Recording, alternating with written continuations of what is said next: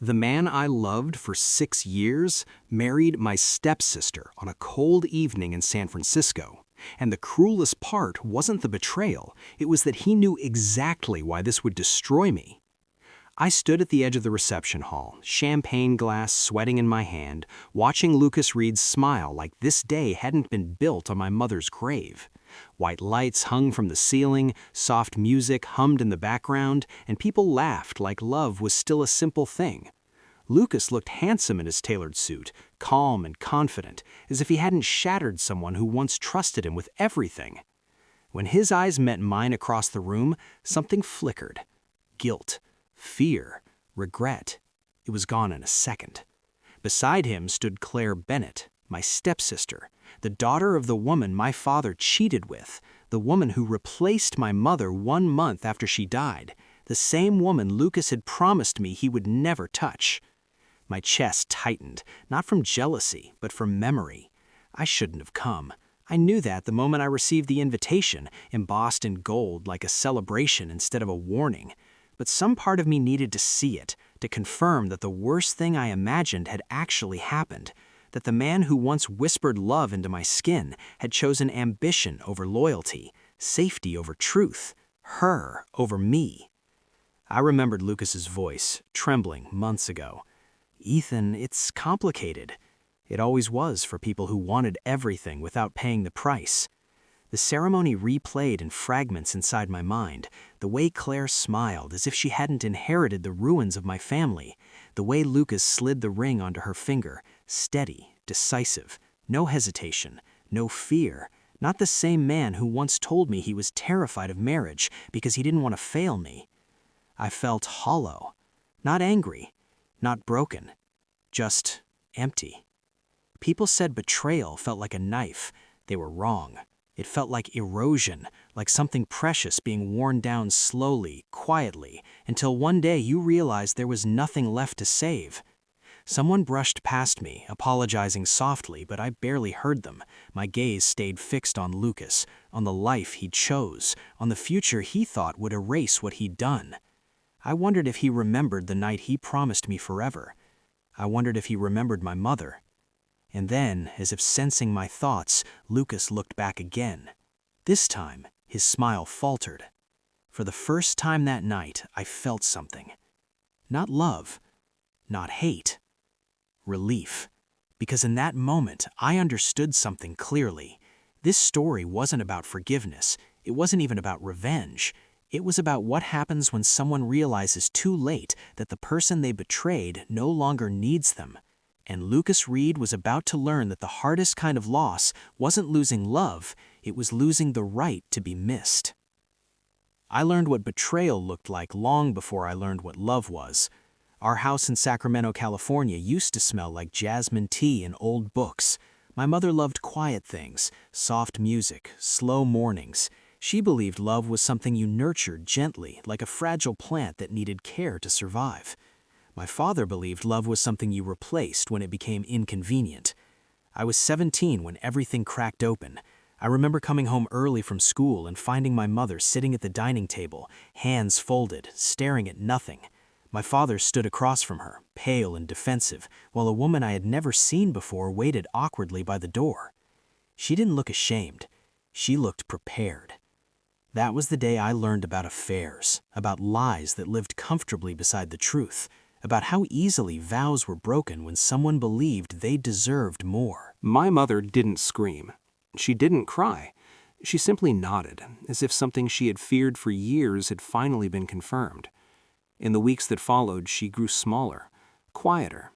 The house lost its warmth. The jasmine tea went untouched. People like to say heartbreak doesn't kill you. They're wrong. It just takes longer. My mother's health declined rapidly after the divorce. Stress, doctors said. Depression. A heart that couldn't keep carrying grief. She died less than a year later, holding my hand in a hospital room that smelled like disinfectant and regret. I was still wearing black when my father introduced us to his new wife, 1 month after the funeral. Her name was Mary Ann Bennett, and standing beside her, holding her hand like this was something to celebrate, was her daughter, Claire, my stepsister. I hated the word, hated what it meant, hated what it replaced. They moved into our house, slept in my mother's bedroom, changed the curtains, laughed in the kitchen where my mother used to hum while cooking. Claire tried to be polite. I refused to play along, because every time I looked at her, I saw the cost of my father's selfishness. I saw my mother's empty chair. I saw the kind of future I never wanted to repeat. That was why I warned Lucas from the beginning. That was why I told him everything. I don't forgive betrayal, I said. Not in family, not in love. He held my face gently and promised, I'd never hurt you like that. I believed him. That was my first mistake. I met Lucas Reed in a crowded bar near Union Square, the kind of place where conversations blurred into noise and people pretended they weren't lonely. He spilled a drink on my jacket and apologized like it was the worst crime imaginable. I laughed, not because it was funny, but because something about him felt sincere. We talked for hours that night, about work, about regrets, about the kind of people we wanted to be but weren't sure how to become. He listened in a way that made silence feel safe. When I told him about my mother, about my father, about Claire, his expression changed, not with pity, but with understanding. I won't ask you to trust me, he said quietly. I'll earn it. And for a long time, he did. Lucas learned my habits, the way I went quiet when memories resurfaced, the way I flinched at sudden arguments. He learned when to hold me and when to give me space. With him, love didn't feel dangerous. It felt steady. The first time he kissed me, it was slow and careful, like he was asking permission without words. His hand rested at my waist, warm and grounding, and when our lips met, I felt something loosen inside me. Not passion, safety. I let myself believe in that. We built a life in small moments, shared apartments, late dinners, whispered dreams in the dark. He talked about success, about wanting stability. I talked about peace. Somehow, we convinced ourselves those dreams aligned. When I hesitated at the idea of marriage, Lucas reassured me. I'm not in a rush, he said. I just want you. I didn't know then how much pressure he was hiding, how badly he wanted approval, how much he feared ending up like my father, or worse, like my mother. Love didn't fail us all at once. It failed us quietly. And by the time I noticed the cracks, Lucas had already chosen the path that didn't include me. But in those early days, before ambition outweighed loyalty, before fear drowned out love, I was happy. And that was what made the betrayal unbearable. Because he didn't just break my heart, he broke it knowing exactly where it would hurt the most. Lucas didn't change overnight. That was the most dangerous part. If he had become cruel or distant all at once, I might have noticed sooner. Instead, the shift was subtle enough to explain away. A late meeting here and missed call there, little absences that stacked on top of each other until I started memorizing his excuses instead of his smiles. He used to come home and drop everything, his keys, his bag, his stress, and pull me into his arms like the world outside didn't matter. Now he came home already halfway gone. His phone never left his hand. His mind stayed somewhere I wasn't allowed to follow. I told myself this was normal, that success demanded sacrifice, that loving someone ambitious meant learning how to wait. But waiting began to feel like disappearing. At night, I lay beside him, staring at the ceiling while his breathing evened out. I wondered when I had stopped being the place he returned to. I wondered when I became something he scheduled around. My thoughts turned cruel in the dark. Don't be dramatic, Ethan. You're projecting your past. You're afraid of being abandoned again. Fear had always been my weakness. I knew that. Lucas knew it too. I had told him everything, about my mother, about the affair, about how betrayal didn't just hurt me, it reshaped me. He used to hold my face and swear I was safe with him. That was why I ignored the first warning sign. The night his phone lit up on the kitchen counter while he was in the shower, I didn't intend to look. I was pouring myself a glass of water when the screen flashed, lighting up the room. Claire Bennett. My stepsister's name felt like poison behind my eyes. For a long moment, I couldn't move. My body reacted before my mind could catch up, heart racing, hands cold, breath shallow. It felt disturbingly familiar, like standing in my childhood living room again, watching another woman claim space that wasn't hers. I didn't open the message. I didn't pick up the phone. Instead, I placed it face down and convinced myself that restraint was strength. When Lucas came out, damp hair clinging to his forehead, he smiled like nothing was wrong. He kissed my cheek, asked about my day. I responded automatically, playing my role perfectly. That night, he wrapped an arm around my waist as we slept. I stayed rigid, afraid that if I relaxed, I might fall apart. Inside my head, a voice whispered something I refused to hear clearly. "You've been here before." Once a name becomes dangerous, it echoes everywhere. Claire's presence crept into our lives slowly, like mold growing behind clean walls. Lucas mentioned her casually at first. Work updates, office gossip, nothing that sounded alarming on its own. But each time he said her name, my body tensed in a way I couldn't control. I finally confronted him on a Sunday morning when the silence between us had grown unbearable. We were standing in the kitchen, sunlight pouring in through the windows, illuminating dust particles in the air. It felt wrong that such an important moment happened in such an ordinary space. "Are you working with Claire?" I asked. Lucas hesitated, just long enough. "Yes," he said. "She transferred departments." The words landed heavily between us. "How long?" I asked. "A few months." A few months. The same amount of time he'd been distant. The same amount of time I'd felt myself slowly slipping out of his life. "You didn't think to tell me?" I asked quietly. "I didn't want to upset you." The familiar excuse burned. "You knew how I'd feel." "Yes." "And you did it anyway." His jaw tightened. "It's not like that." I laughed bitterly. "It's always like that." I explained myself carefully, painfully aware that I was exposing old wounds.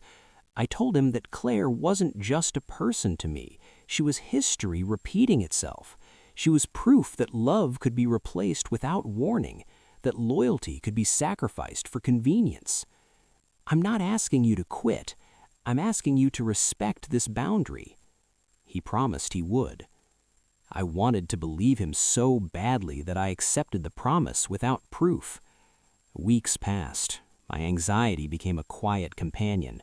Then one evening I came home early and found a coat hanging by the door that didn't belong to either of us. Claire stood in our living room, her posture stiff, her smile polite but distant. She avoided my eyes. Lucas explained quickly. Work files, time crunch, nothing personal. But it was personal. Everything about it was. After she left, I didn't yell, I didn't cry. I simply told Lucas that if he chose proximity to her over my peace, he was choosing against me. He said he wasn't. That was the last lie I let myself believe. Lucas asked me to meet me at Golden Gate Park on a fog-heavy evening, the kind where the city feels muted, as if even the sky is bracing itself for bad news. He said we needed to talk. His voice on the phone was careful, controlled, too controlled, like someone trying to keep a crack from splitting open. The moment I saw him standing near the overlook, hand shoved deep into his coat, pockets, I knew something irreversible was about to happen. He didn't smile when I approached, didn't lean in for a kiss. That alone felt like a confession. For a few seconds, neither of us spoke. The fog rolled in behind him, swallowing the bridge until it looked like there was nothing solid left to stand on. I remember thinking how fitting that was, how my entire relationship seemed to be dissolving the same way. "Lucas, I need to tell you something," finally said. I nodded, my chest already tight. "Okay." "I didn't plan for this," he continued quickly, like speed might soften the blow. "I swear I didn't, but things changed. Things got complicated." Complicated. That word again. It followed betrayal everywhere, a polite disguise for cowardice. "Lucas," I said quietly, "just say it." He swallowed hard. For a brief, cruel moment, I saw the man I loved, the one who once trembled when he thought he might lose me. Then his face hardened, like he'd already chosen survival over honesty. "I'm engaged. To Claire." The world didn't explode. There was no dramatic collapse, no screaming rush of pain. Instead, everything went eerily still, like my body had shut something down to protect itself. Engaged. Not a mistake, not a drunken confession, not an affair he regretted. A decision, a ring, a future. I laughed once, sharp and hollow, because my brain refused to accept what my ears had heard. "That's not funny." "I'm serious," he said, voice shaking now. "I didn't want you to find out any other way." Find out, as if this were a surprise party and not a public execution of everything we were. He started explaining how Claire's family connections could secure his promotion, how her presence made his life easier, how expectations from both families had been mounting. He talked about stability like it was a virtue and not the thing he chose over love. "I still care about you," he said. "That hasn't changed." That was the moment the numbness cracked. "You still care about me?" I repeated, incredulous. "You're marrying the one person you knew would hurt me the most. You listened to every story about my mother. You held me when I told you how she died, and you still did this." His silence answered me. "You didn't just betray me," I continued, my voice trembling despite my effort to keep it steady. "You mirrored the worst trauma of my life. You turned my past into my present." "I didn't mean to." "You knew," I interrupted. "Don't insult me by pretending you didn't." He didn't deny it. That was worse than any excuse. I thought of my mother's quiet grief, of the way my father replaced her like something disposable, of how I had sworn, promised myself, that I would never stay where I wasn't chosen. Lucas reached for me then, desperation finally breaking through his composure. "Ethan, please, I don't want to lose you." I stepped back. The movement felt final, like closing a door that would never open again. "You already did," I said. For a long moment we just stood there, fog curling around us, strangers connected only by shared wreckage. I searched his face for something, remorse, certainty, love, but all I saw was fear. Fear of losing comfort, fear of consequences, fear of standing alone. Not fear of losing me. "I hope it's worth it," I said quietly. That night I went home and packed my life into boxes. Clothes, books, photos. 6 years reduced to cardboard and silence. I didn't cry while I packed. I felt detached, like I was cleaning up after someone else's disaster. At dawn, I took one last look at the apartment we once shared, at the space where love had grown and rotted. Then I left, and this time I didn't look back. Leaving didn't feel brave. It felt necessary. I didn't disappear dramatically. There was no final message, no long goodbye meant to make Lucas regret what he'd done. I knew better than that. Words had already failed us. Anything I said would either be ignored or twisted into something that allowed him to sleep at night. So I left quietly. I took only what I needed: clothes, documents, a few books that still felt like mine. I abandoned the rest without hesitation. Furniture could be replaced. Memories couldn't. I didn't want to carry reminders of a life built on promises that hadn't survived pressure. By the time Lucas woke up, I was already gone. I blocked his number before he could call, deleted his email before he could explain. I didn't do it out of anger. I did it out of self-preservation. I had spent too much of my life watching people justify betrayal with convenience. I wasn't going to sit through another performance. The drive out of San Francisco felt unreal. The city lights faded behind me, and with them, 6 years of shared routines. Coffee shops we favored, streets we memorized, a future I had once planned carefully, believing love was enough to protect it. I didn't cry until I crossed into open highway. The tears came suddenly, violently, like my body had been waiting for permission. I pulled over, gripping the steering wheel as sobs tore out of me, raw and uncontrollable. It wasn't just Lucas I was grieving. It was the version of myself who believed he could finally outrun his past. "You should have known," my mind whispered cruelly. "You always trust too deeply." I stayed there until the tears dried and my chest ached. Then I drove again. I didn't tell my father where I was going. We hadn't spoken in years, not since I stopped pretending his choices hadn't destroyed more than one marriage. I didn't tell Claire either. I imagined she wouldn't care. She had already won everything she wanted. I chose Portland, Oregon because it felt far enough away to breathe. New streets, new routines, a city that didn't know my history. The apartment I rented was small, quiet, and painfully empty. At night, the silence pressed in on me, unfamiliar and heavy. For years, I had fallen asleep listening to Lucas's breathing, grounding myself in the presence of someone else. Now there was only my own heartbeat, steady and alone. The first few weeks were the hardest. I kept reaching for my phone out of habit. Every time I stopped myself, it felt like ripping off a scab. Lucas tried to contact me anyway. New numbers, emails, even a handwritten letter forwarded through mutual acquaintances. I didn't open any of it. I wasn't strong enough to read his regret without reopening wounds. Instead, I built new habits. Morning runs through damp streets, long walks with headphones blaring music loud enough to drown out thoughts. Therapy sessions where I finally admitted something I'd been avoiding for years.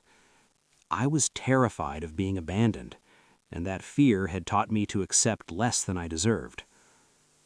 One night after a particularly difficult session, I stood in front of the bathroom mirror and studied my reflection.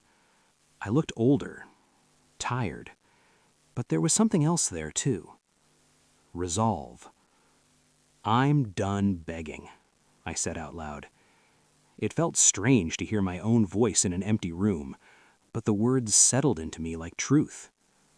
I was done asking people to choose me, done explaining why I was worth staying for. Anyone who loved me would have to do so willingly or not at all. Weeks turned into months. The pain didn't vanish, but it softened. It became something I carried instead of something that carried me. I learned how to be alone without feeling abandoned, how to sit with my memories without letting them dictate my future. One rainy afternoon, while sorting through old emails for work, I came across a name I hadn't seen in years. Noah Harper. An old friend, a quiet presence from a time before Lucas, someone I had lost contact with when my life became too full of someone else. I stared at the name longer than necessary, a strange warmth settling in my chest. I didn't know yet that reopening that connection would change everything. But for the first time since leaving San Francisco, I felt something unexpected. Hope. Portland had a way of making me feel invisible, in the best way. The rain fell in sheets that erased the edges of the world, and I could walk for hours without anyone noticing me, without being pulled back into the chaos of my past. It was a city that allowed quiet, and after months of shattered trust, quiet was exactly what I needed. And yet, life has a stubborn way of reminding you that the past doesn't stay buried. I was sitting in a small cafe on a gray Thursday afternoon, nursing a latte and pretending to read a book I barely cared about. Steam curled from the cup, warm against my chilled fingers, and I let myself think about nothing. No Lucas, no Claire, no heartbreak that had left me hollow.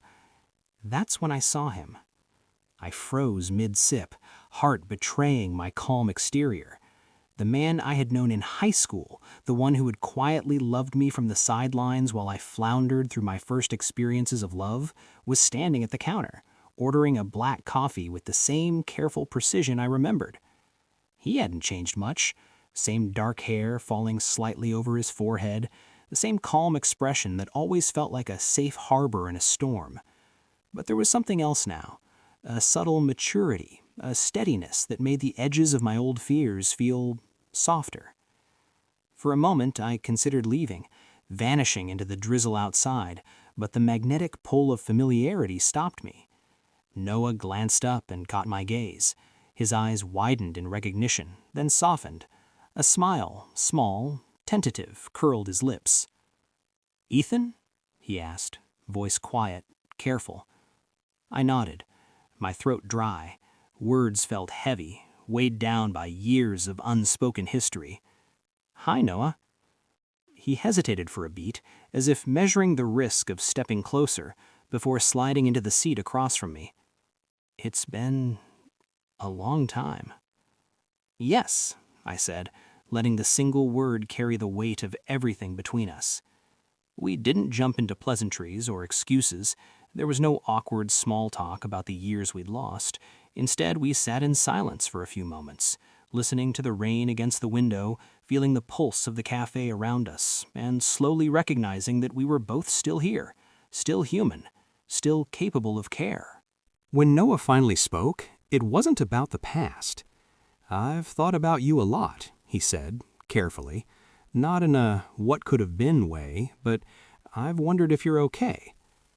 Something tightened in my chest. This wasn't intrusion, this was concern, honest and patient. I realized that, for the first time in months, someone was approaching me without expecting anything in return. No apologies demanded, no pressure, no reminders of mistakes I hadn't fully processed. I've been surviving," I admitted, surprising myself with the honesty. "It's been hard." He nodded slowly. "I can imagine. I'm glad you're here, though, really." For the first time, I allowed myself to feel a flicker of relief, as if stepping out of the shadow of Lucas's betrayal could actually be possible. Noah didn't rush me, didn't try to fill the gaps that the past had left. He simply existed in the space I had carved out for myself, patiently waiting for me to remember what it felt like to trust someone again. As the afternoon stretched into evening, we talked. Quietly at first, then with the tentative ease of old friends reconnecting. I laughed once, softly, and the sound felt foreign in my own ears, but good, safe. For the first time since Lucas's engagement, I didn't feel the urge to flee. Instead, I wanted to linger, to let this connection take its natural shape without forcing it into a role it wasn't ready to play. I realized something crucial that day. Noah had always been here, quietly present in the background of my life while I chased after love that destroyed me. And now, at the exact moment I had stopped asking for validation, he was finally available to step forward. As I walked back to my apartment that evening, the rain soaking my hair and clothes, I felt a subtle shift inside me. There was still pain, still grief, still the scars that Lucas had left, but there was also possibility, hope. And for the first time in a long time, I didn't feel like I was pretending anymore. Portland had a rhythm I was slowly learning to follow. The streets were quiet in a way that allowed me to hear myself think, to notice the spaces between thoughts, to understand that the life I had fled toward wasn't just about leaving, it was about finding something I had never let myself have. Noah became part of that rhythm. At first, it was small. Shared coffee, the occasional walk through rain-slicked streets, conversations that drifted from the trivial to the meaningful without me realizing when we crossed the line between old friends and something more. I found myself noticing details again. The way he would brush a damp strand of hair from his forehead without thinking. The warmth of his hand when it brushed against mine as we both reached for a menu at a cafe. The tilt of his head when he listened. Really listened, as if every word I spoke mattered more than anything else in the room. It was subtle, but the impact was enormous. For years, I had equated touch with betrayal, with danger, with memories that left me hollow. And now, here was Noah, bridging the gap between past pain and present safety without even trying. One evening, we walked along the waterfront. Fog rolled in over the river, casting everything in muted gray, the lights of the bridges shimmering like distant stars. I had been tense all day, my chest tight from a combination of work stress and lingering echoes of Lucas.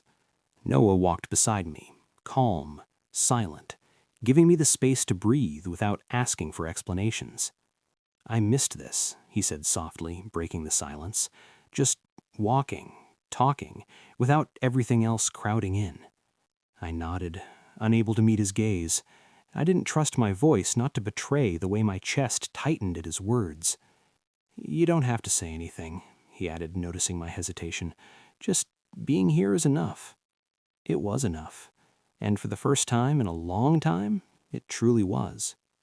We reached a bench near the edge of the water, the fog pressing close like it wanted to listen to us too. I sat down, shoulders stiff, and Noah followed. His presence was grounding, a constant in a world that had taught me how unreliable people could be. He leaned slightly closer, just enough that our shoulders touched. My heart skipped in a way I hadn't felt in years, not the sharp, panic-inducing beat of fear or betrayal, but something quieter, steadier, like it was recalibrating. "I began, then paused, searching my face. "I don't want to push anything, I just—" "Don't," I whispered, not in refusal, but in warning to myself.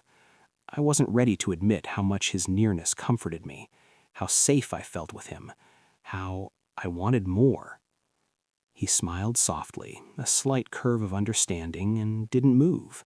Not closer, not away, just there, present, patient. I realized something that night as the river mist curled around us. For the first time, a touch didn't hurt. A touch didn't remind me of loss or betrayal. A touch didn't demand anything I wasn't ready to give. A touch could exist purely as comfort, purely as permission to start trusting again. I allowed my hand to brush against his, tentatively. His fingers met mine, gentle, waiting. My chest swelled, not with fear, not with longing yet, but with relief. Relief that I could still feel something without it being laced with danger. Relief that I could let someone in without losing myself. The sun dipped behind the fog, the city lights reflecting off wet pavement. For the first time, I allowed myself to imagine a life where connection didn't equal pain, where love wasn't a trap. That evening, we walked back in silence. The quiet was comfortable, companionable, and heavy with possibility. I didn't know where this path would lead, and I didn't try to. I only knew that with Noah beside me, I didn't feel the weight of the past pressing on my chest anymore. And that, in itself, was revolutionary. Portland's streets were empty that night, slick with rain that reflected the golden glow of streetlights. I walked beside Noah, letting the silence stretch between us without discomfort. There were no demands, no expectations, only the soft rhythm of our steps echoing against the quiet city. We had been seeing each other for weeks, cautiously, carefully. I still remembered Lucas's betrayal, still felt the edges of grief that wouldn't fully fade. And yet, something about Noah's presence made it easier to imagine trust again. He was steady, patient, present in a way I hadn't allowed anyone to be in years. We stopped near my apartment, the faint hum of the city seeping through the foggy night. Noah turned to face me, his eyes soft, vulnerable, almost hesitant. There was a weight in the pause, the kind of tension that made my chest tighten and my stomach coil with anticipation. "I need to ask something," he said, his voice low, almost afraid of breaking the fragile bubble we had built. I tilted my head, waiting. "Do you want to come up? Just for a little while?" The question, so simple, felt monumental. There was no pressure, no promises implied, just a choice, a test of trust and desire. My pulse quickened, but I didn't hesitate. I nodded, quietly, letting my guard fall just enough. The elevator ride was slow. Each floor felt like a heartbeat, building tension without a sound. By the time we reached my apartment, the air was thick with unspoken emotion. Noah didn't reach for me immediately. He simply stood near the door, watching, giving me space to breathe. Once inside, I led him to the couch and we sat side by side, the distance between us charged with energy. I wanted to close the gap, to feel the warmth of someone who didn't hurt me. Yet fear lingered, the caution I had learned from Lucas's betrayal. Noah reached for my hand, gently, deliberately. My fingers twined with his, and the warmth radiated through me like sunlight after months of rain. I looked up at him, and in that moment I realized touch could feel safe again. It could feel like home. We leaned into each other naturally, slowly, as if learning the contours of trust for the first time. His lips brushed mine in a tentative, careful kiss, soft, unhurried, as though he understood the fragility he held. My breath caught, and for the first time in months, I let myself melt into someone else's embrace without fear. Noah's mouth pressed more firmly against mine, the kiss deepening as his tongue slipped past my lips, tasting me with a slow, exploratory sweep that made my body hum. I responded eagerly, my tongue meeting his in a tentative dance, the wet slide sending sparks down my spine. His hand cupped the back of my neck, fingers threading through my hair to hold me steady, while my arms wrapped around his shoulders, pulling him closer until our chests pressed together, his heartbeat thudding against mine. I shifted on the couch, my thighs sliding over his lap as I straddled him without thinking, the friction of our bodies igniting a low ache in my core. Noah groaned softly into the kiss, his free hand gripping my hip, thumb pressing into the fabric of my shirt just above my waistband, not venturing lower, but anchoring me there. Our lips parted only for quick breaths before crashing back together, the kisses growing hungrier, nips at my lower lip, sucks on the sensitive skin, his teeth grazing lightly in a way that drew a whimper from my throat. His other hand trailed down my back, fingers splaying wide to trace the curve of my spine, stopping at the small of it to pull me flush against him. I could feel the hardness of his arousal through our clothes, pressing against my own growing need. But we didn't push further. Instead, we savored the grind of hips and subtle rolls, the shared heat building like a promise. My fingers clutched at his shirt, bunching the material as I tilted my head to allow him better access, his mouth moving to my jaw, then my neck, where he licked a warm path up to my ear, breath hot and ragged. "I've wanted this," he murmured against my skin, voice rough with restraint, before capturing my lips again in a deep, consuming kiss that left me dizzy, my body arching into his touch, every nerve alive with the safety of his hold. We pulled back slightly, just enough to see each other's eyes. I saw patience there, acceptance, desire tempered by respect. Noah smiled softly, brushing damp hair from my forehead, and whispered, "You don't have to decide anything tonight. Just be here with me." I nodded. The simplicity of it, the absence of pressure, was intoxicating. It was the opposite of everything Lucas had ever made me feel. Here there was no betrayal, no comparison, only two people exploring the tentative beginnings of something real. We stayed like that for hours, talking quietly, laughing softly, sharing stories from before our lives had splintered. Each word, each gentle touch, built something solid between us, and by the time the night ended, I realized that I didn't want to go back to the life I had left behind. I didn't want to return to fear, grief, or the memory of a love that had chosen wrong. Noah had become a safe harbor. As he left, I stood by the window, watching him disappear into the fog. My chest was full, not with heartbreak, but with anticipation, hope, and the quiet excitement of someone who had finally let go enough to begin again. For the first time in a long time, I allowed myself to imagine a future that didn't feel like survival, a future that felt like love. And it was terrifying and beautiful. The weeks that followed that first night with Noah were different. They weren't perfect. Trust never is after betrayal, but they were honest.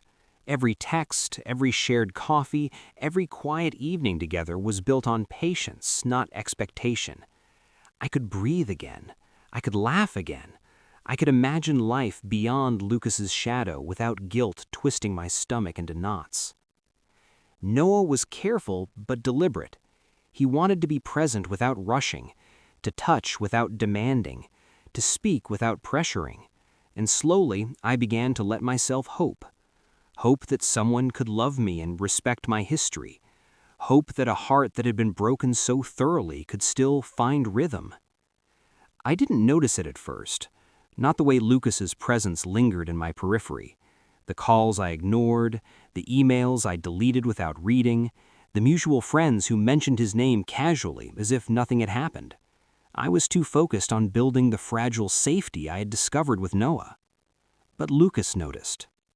I first saw it in the social media feed, a tagged photo, Lucas smiling, arm draped around Claire in a way that screamed triumph. My stomach twisted, but the familiar ache didn't come. Instead, there was indifference, a sense of closure I hadn't thought I'd ever feel. And I could sense it, even before I looked at his comments, that Lucas had noticed the same. Then came the messages. Short, polite at first, then long, desperate, dripping with what I could only call calculated regret. "Ethan, can we talk? Please, I need to explain. I didn't realize what I lost." I didn't answer. I didn't even read them. Noah was there. Noah's hands held mine. Noah's presence reminded me I wasn't alone.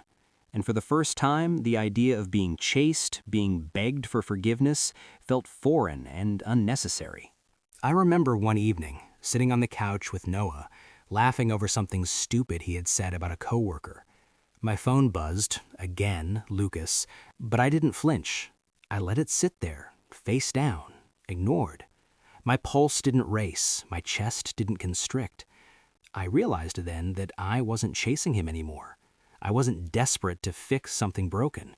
I was moving forward. And that's when Lucas began to panic. He started showing up unexpectedly at places he thought I might be. Mutual friends began to mention his name more often, subtle nudges to test if I was still tethered to him. And with each attempt, each intrusion, I felt something inside me grow stronger. I wasn't afraid, I wasn't hurt, I was free. No one noticed too. One evening, after I had calmly ignored a particularly brazen attempt from Lucas, an unannounced visit to my apartment, Noah took my hand and squeezed it. "You're happy," he said softly, almost in disbelief. "Even with him still trying?" I smiled, feeling the weight of my past lifting slightly more than I realized. "I don't want him anymore," I admitted. "Not like that. Not ever." Noah leaned closer, brushing his lips against my temple, careful, reverent, like he was touching a piece of fragile treasure. "Good," he whispered, "because I'm not going anywhere." And just like that, I understood that Lucas's jealousy wasn't mine to carry, that the power he once held over me, through fear, grief, and longing, was gone. The man who had betrayed me for selfish reasons now realized too late that I had moved on, and it was a beautiful, terrifying relief. I laughed softly, a quiet, almost wicked sound that startled even me. "I think he finally understands," I said, leaning against Noah. "I'm not chasing him anymore." Noah's fingers intertwined with mine, holding tight. "Good," he repeated, a smile curling in his eyes. "You've earned better." For the first time in months, I believed it. The first time I truly realized how different Noah was from anyone I had ever loved, it wasn't in words. It wasn't in thoughtful gestures or quiet laughter. It was in the way he looked at me that night in my apartment, the way his eyes held no expectation, no judgment, only presence. We had been together for months now, carefully exploring the edges of intimacy, understanding boundaries, and learning the rhythm of trust. Every touch, every glance was deliberate. Every kiss was patient, letting me lead or retreat without question. And yet, tonight felt different. There was an unspoken tension in the air, a quiet pressure built not from fear, but from the desire we had restrained for so long. The rain had fallen relentlessly all day, drumming against the windows like a reminder that the world outside continued while we existed in our own suspended space. Noah sat beside me on the couch, his arm brushing mine, fingers occasionally grazing mine in a teasing, tender rhythm. The electricity between us was palpable, subtle but undeniable. "I can't believe how calm you've become," Noah whispered, leaning closer. "After everything you've been through, you're still here." I smiled faintly, a blush creeping over my cheeks. Calm isn't the word I'd use. Surviving, maybe. My hand found his, entwining with his fingers. The warmth spread through me, easing the lingering tension of months filled with fear, grief, and betrayal. He leaned closer, tilting his head so that our foreheads met. "I want to be the one who makes it safe for you," he said softly, brushing a strand of damp hair from my face. His breath tickled my skin, slow and teasing. "I don't want to rush, but I want you." The words hung in the air, heavy with unspoken longing. I felt the familiar thrum of excitement mixed with hesitation, the kind that had kept me from fully letting anyone in before. But Noah's presence was grounding. Unlike Lucas, who had taken what he wanted without care, Noah was patient, respectful, waiting for me to choose. I nodded, barely daring to speak. He smiled, a slow, deliberate curve of lips that made my chest tighten. When our lips met this time, it wasn't tentative. It was exploratory, urgent but careful, a culmination of months of restrained desire. His hands traced the curve of my shoulder, down my back, never overstepping, always checking for permission in the subtle shifts of my body. Noah's tongue pushed into my mouth, sliding against mine in deep, insistent strokes that made my cock twitch in my pants. I moaned into the kiss, my hands fisting his shirt to yank it up and over his head, exposing the firm planes of his chest dusted with light hair. He broke away just long enough to help, then his fingers worked at my buttons, peeling my shirt open to reveal my skin, his palms sliding over my nipples, thumbs circling the hardening peaks until I arched into him with a gasp. "Tell me if you want to stop," he murmured, voice husky, eyes locked on mine for confirmation. I shook my head, pulling him back down, our mouths crashing together as I ground my hips against his, feeling his hard cock press through the denim against my thigh. His hands dipped to my belt, unbuckling it slowly, zipper rasping down as he palmed my erection through my underwear, squeezing gently.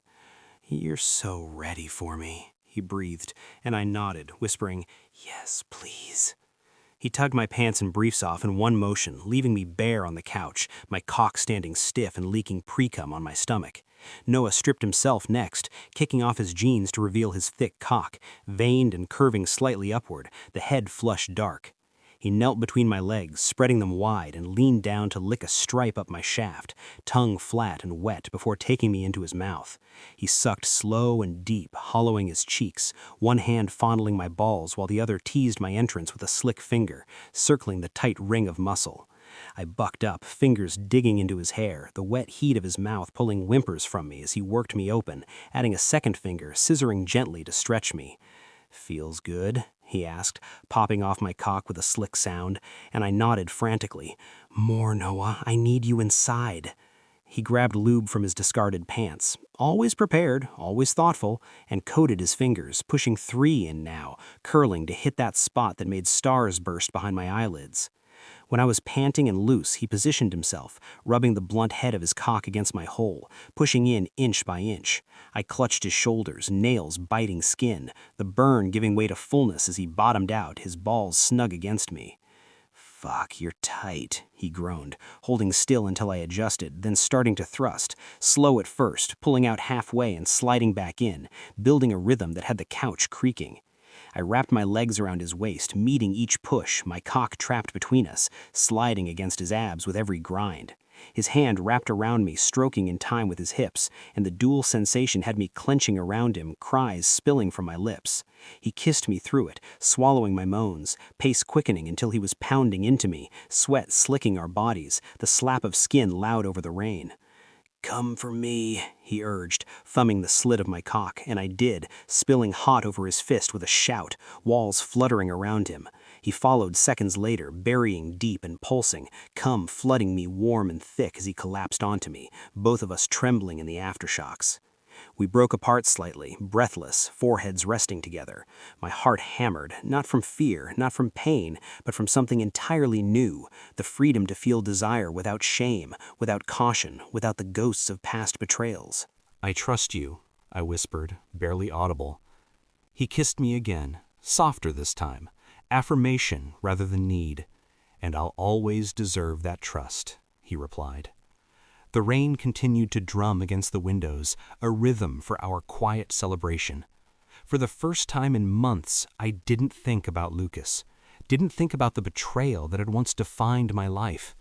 I thought only of Noah, steady, patient, loving, and entirely present. That night, I understood something profound. Love wasn't always about passion or fire.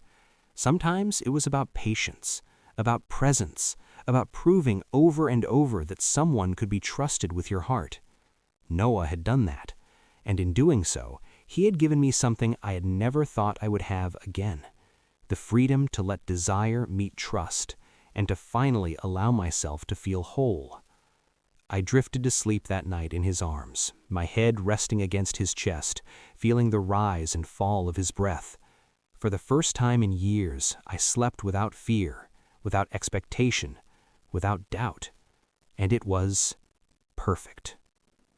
The calm I had built with Noah was fragile, I knew it. Every quiet evening, every laugh, every touch felt like a fragile thread connecting me to something I hadn't believed I could have again. And yet, I let myself hope. Lucas, however, was not finished with me.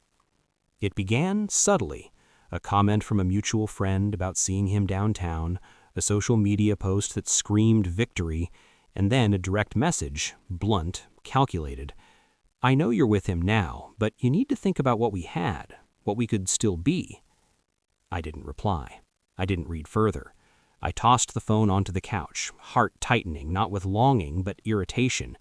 I had chosen my path. Lucas was irrelevant. I had stopped chasing him. Yet the universe, it seemed, disagreed. He showed up at work. The barista at my cafe whispered nervously, "Sir, someone's asking for you. He says it's important." I froze. Lucas didn't need to see me to assert presence, he just did. I walked outside, and there he was, hands in his pockets, posture deliberate, eyes searching, calculating. The same man who had betrayed me, who had married Claire with all the awareness of my history, now trying to assert control in the world I had rebuilt. "Ethan," he said, voice low, almost apologetic but edged with arrogance, "we need to talk." I shook my head. "We don't." "Yes, we do," he insisted. I cut him off. "No, I'm not what you lost. I'm not chasing you. I don't want anything from you." He faltered, just slightly. That flicker of regret I had once interpreted as vulnerability now felt like desperation. The realization was almost satisfying. He was noticing, finally, that I had moved on, that I had someone else who cared, someone better. Noah appeared just then, calm and steady, as if he had expected the confrontation. He stood beside me, shoulders squared, presence grounding me. Lucas's gaze flickered to him, and I saw it there, subtle, dangerous, jealousy. He didn't say anything further. He didn't need to.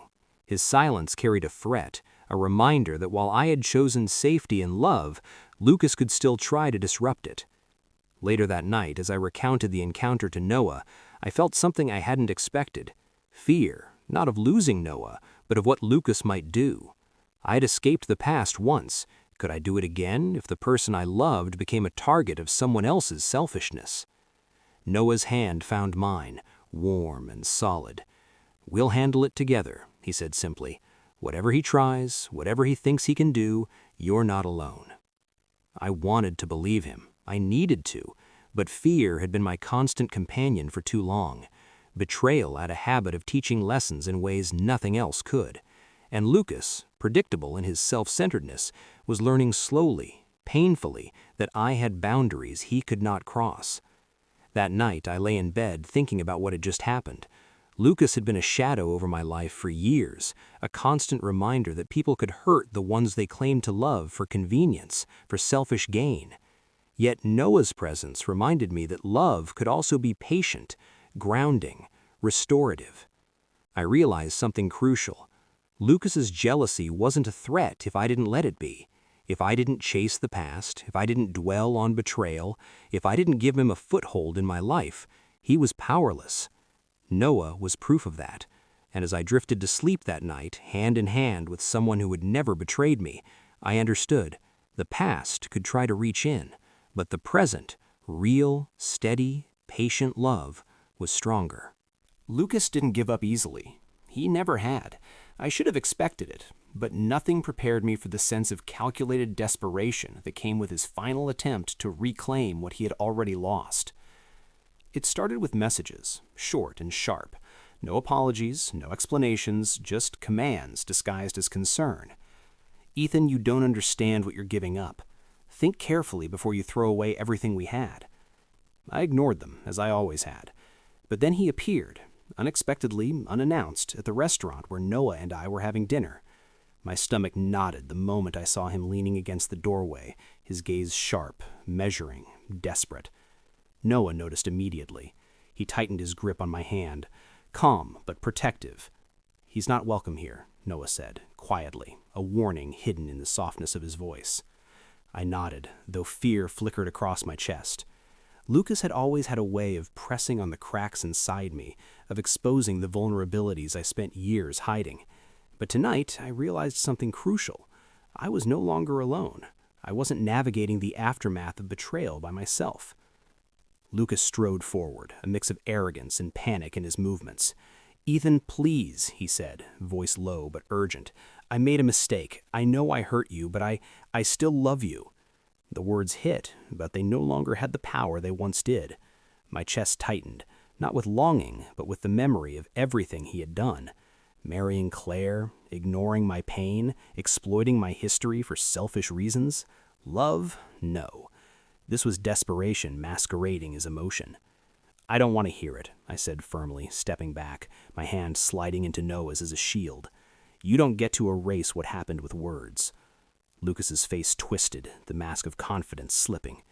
"You think you've moved on, that you're happy? You're making a mistake." "No," I said, voice shaking slightly but firm. "I've chosen.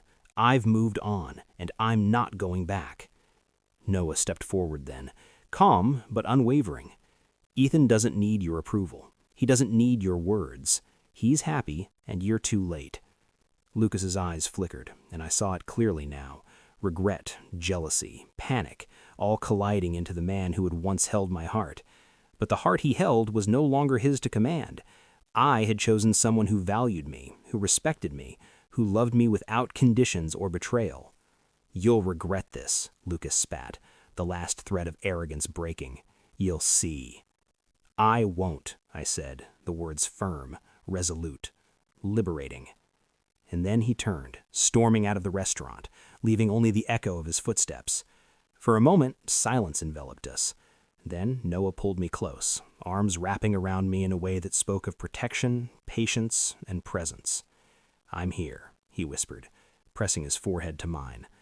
"I won't ever leave you like he did." I let myself finally exhale. The tension, the fear, the years of betrayal, they all fell away in the comfort of his embrace. I realized that the past could try to claw back, but love built on trust, patience, and respect was stronger than any ghost or regret. We sat together for the rest of the evening, quietly, without words, letting the rain outside wash away the remnants of Lucas's intrusion. I felt my heart settle in a way it hadn't in years, a sense of closure I had longed for but never fully allowed myself to experience. The morning light spilled through the blinds, casting a warm glow across the apartment. For the first time in years, I woke without the weight of betrayal pressing against my chest. Lucas was gone from my life, his attempts at interference nothing more than echoes of a past I had finally left behind. Noah stirred beside me, stretching lazily, his hand brushing against mine. I smiled, feeling the simple comfort of presence, the kind of intimacy that didn't demand perfection, only honesty and love. "You awake?" he whispered, voice husky with sleep. "I am now," I replied softly, leaning into his warmth. The past felt distant, almost unreal, like a shadow that had finally faded in the light of something real. It had been months since we first met in that foggy cafe. Months of laughter, quiet conversations, long walks in the rain, and stolen moments that built something stronger than either of us had expected. Months of learning how to trust, how to let go of fear, how to open a heart that had been shattered more times than it deserved. We had grown together slowly, cautiously, each step forward measured yet confident. And now, here we were, fully present in the life we had chosen to build together. "I can't believe how far we've come," Noah said, brushing damp hair from his forehead. "From all of that pain to this." I laughed softly, a sound that felt free, unburdened. "I almost didn't think we'd make it, but here we are, alive, happy, whole." If you enjoyed the story, please comment, like, and subscribe so you'll get notified when part 2 comes out.